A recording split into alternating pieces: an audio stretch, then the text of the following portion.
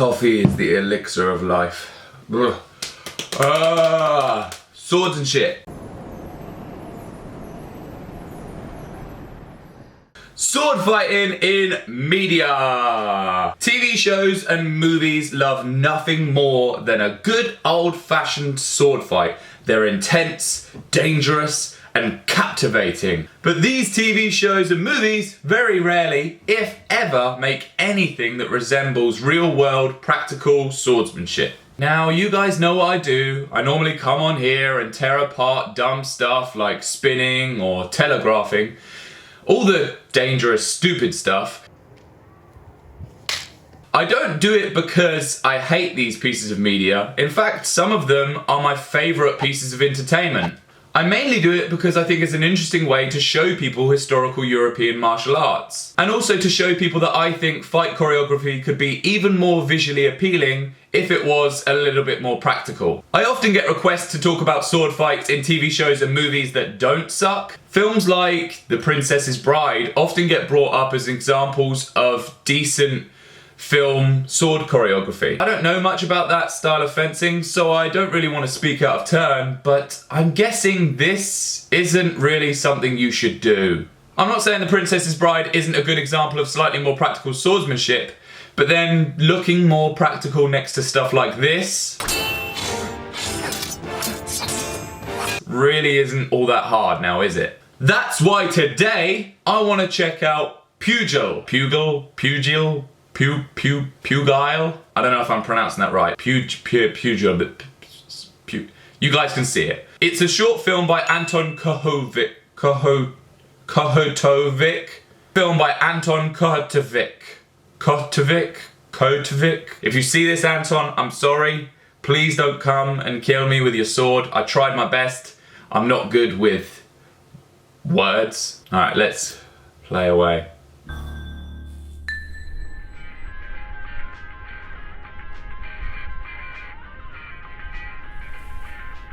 Okay, you can tell shit's about to go down because of the serious atmosphere.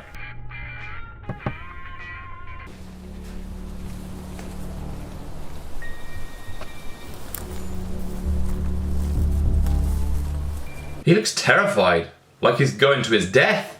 I'm worried for this guy. Seriously, is he safe?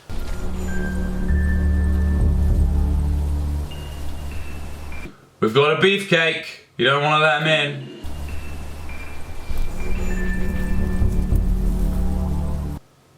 Did you guys see that? Something just changed hands. I'm not sure what it was. It looks a bit like one of those like little silicone packets that you get to keep shit dry. Did he just give this guy drugs to get into a fencing competition? That's different. Maybe I'm just being cynical. It wasn't really drugs. It was just a folded up ticket. Just really folded up and put in a little baggie. It's a wide open warehouse.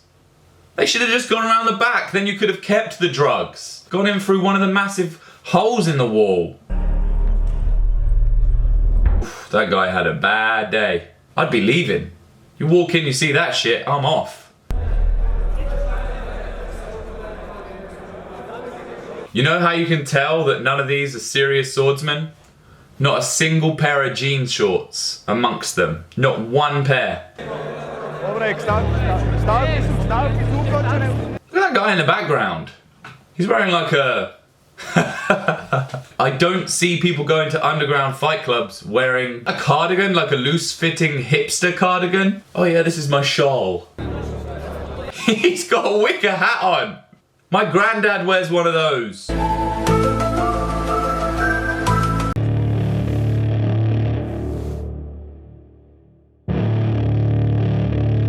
He looks a little bit robotic. I'm thinking maybe that's part of the story that Anton doesn't want you to know. He's actually a Terminator.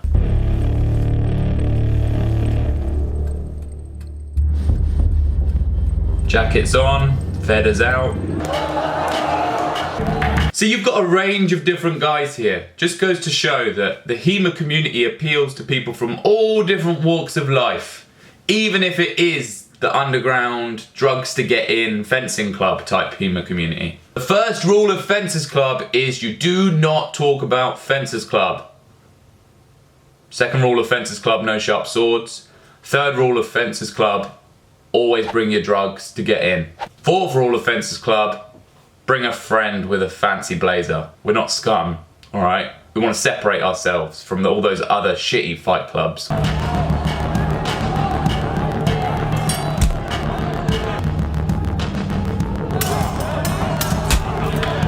See how intense it is? It's snappy, it's fast, the fights are over quick, but for me that's much more enjoyable to watch than just, oh yeah, ninja stuff. That's awesome. He really looked like he was trying to hurt that motherfucker.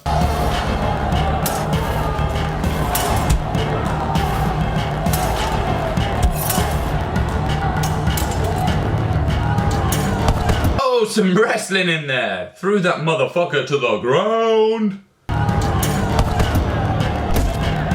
I've got a feeling that wasn't in the rules though. Kicking him while he's down. Shameful. You can tell this is underground shit.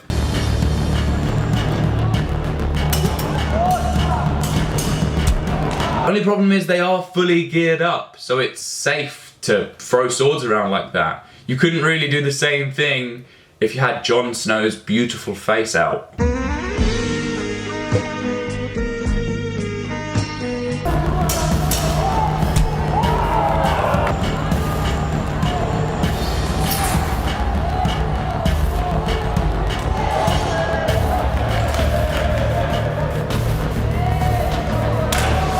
Just go around breaking the stick, man. This place has rules. You might use drugs to get in here, but come on. We're civilized. Now he's swinging at the audience.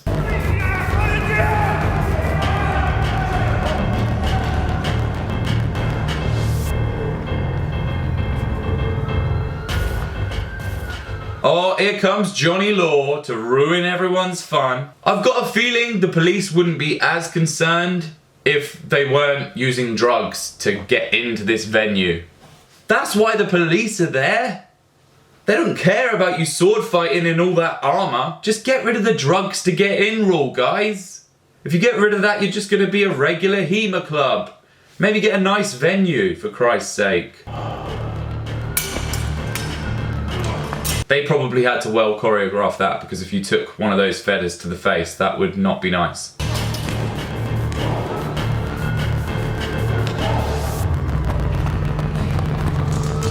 Get off me! Get off me! I'm gonna kick his ass! I'm gonna kick his ass! Fuck this shit!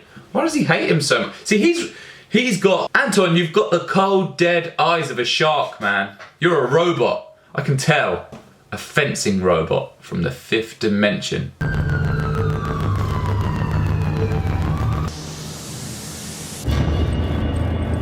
That's it. That's the end of Fencers Club.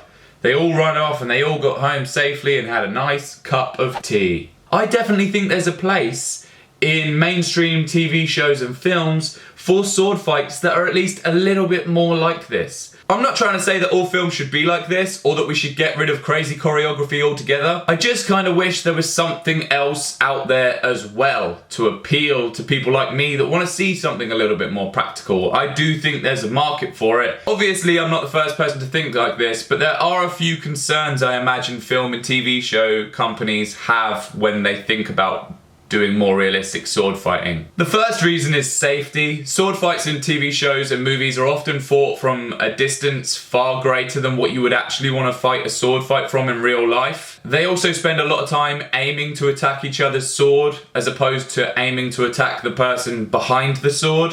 These actors are often insured for millions and millions of dollars, so it's a pretty scary thing to be waving a piece of metal in front of their face a lot. That's the moneymaker, and I understand that. This is my moneymaker. Can you imagine if I lost that? People wouldn't be here if it wasn't for my stunning face and my amazing, amazing legs. The second reason I can think of off the top of my head is training. It would probably take a lot of time and money to get these actors ready for a more serious sword fight.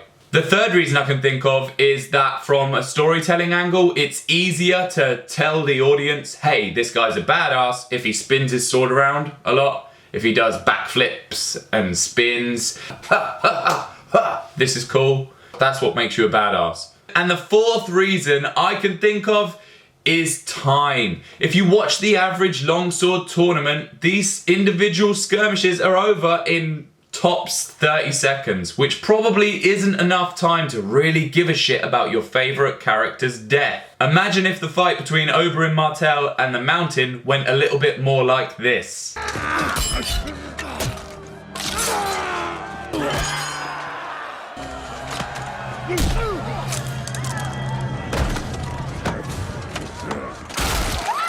Doesn't really give you much of a chance to take it all in, does it? All of that being said, if somebody really wanted to overcome all of these hurdles, they could. They could work on the safety, I'm sure, figure out ways around it. I mean, TV shows and movies are all about smoke and mirrors already anyway.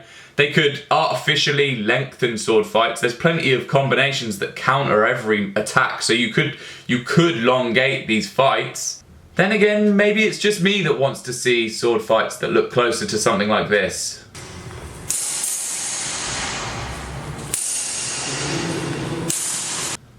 Shit, what if it's just me?